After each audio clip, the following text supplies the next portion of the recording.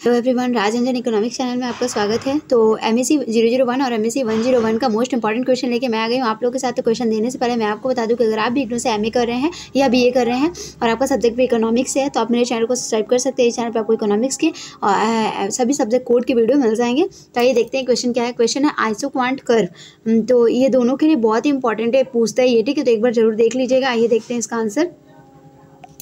Isoquant curve. An isoquant is a graph showing combination of two factors, usually capital and labor, that will be yield the same output. The isoquant curve assists companies and businesses is making adjustment to their manufacture operation to produce the most goods at the most minimal cost. The isoquant curve demonstrates the principle of the marginal rate of technical substitution, which shows the rate of which you can substitute one input for another without changing the level of the resulting output.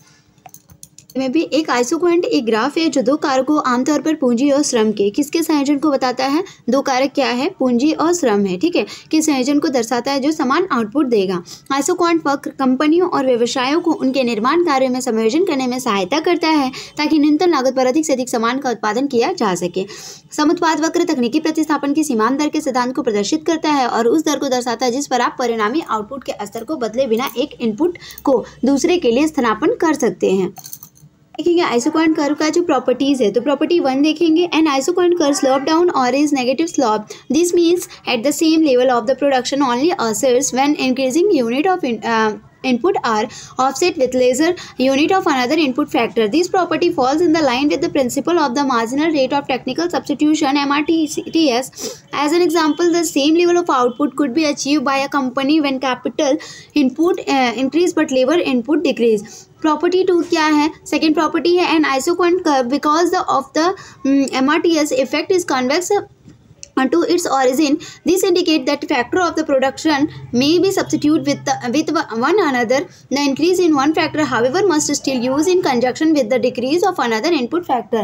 अब third property देखेंगे, isoquant curve cannot be transient to or interest in another curves that interest are incorrect but and produce result that are invalid. As a common factor combination on each of the curves will reveal the same level of output, which is not possible. Properties 4th देखेंगे, isoquant curve in the upper portion of the chart yield higher outputs. This is because at the higher curve factor of production are more heavily employed, entire more capital or more labor input factor result in a greater level of production. क्या बोल रहा है यहाँ पे कि जो पहला गुण क्या है, एक सम उत्पाद वक्र नीचे की ओर झुकता है या ऋणात्मक रूप से ढालू होता है। सम उत्पाद वक्र क्या होता है, सम उत्पाद वक्र नीचे की ओर झुकता है या क्या होता है, ऋणात्मक रूप से ढालू होता है। जब इनपुट की बढ़ती इकाइयों को दूसरे इनपुट कारकों की कम इकाइयों के साथ ऑफसेट किया जाता है। यह संपत्ति तकनीकी प्रतिस्थापन की सीमांत दर के सिद्धांत के अनुरूप है। एक उदाहरण के रूप में एक कंपनी द्वारा उत्पादन का समान स्तर तब प्राप्त किया जा सकता है जब पूंजी निवेश बढ़ता है लेकिन श्रम निवेश घटता है।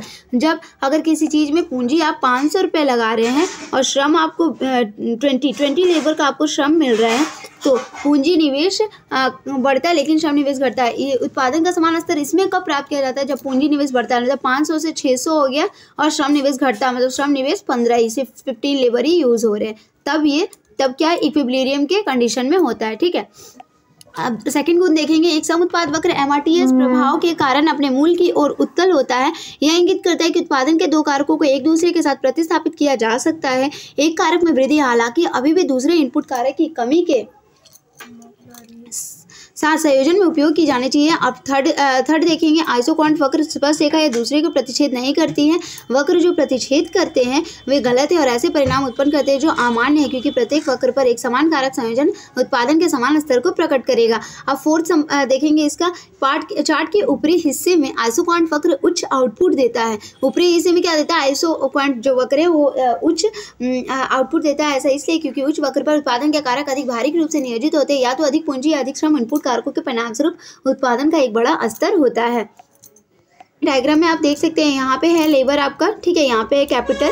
जैसे जैसे लेबर 5 से आपका 10 पे जा रहा है तो आप देख सकते हैं पहले 5 पे था तो कितने 3 थे, नहीं तो पहले 5 पे था तो कितने थे 9 थे, अधिक कैपिटल लग रहा था, 9 कैपिटल का यूज़ हो रहा है तो 5 लेबर लग रहे हैं 9 कैपिटल में। 6 कैपिटल का यूज़ हो रहा है तो 10 लेबर। जैसे जैसे पूंजी घटते जा रहा है लेबर क्या बढ़ते जा रहे हैं।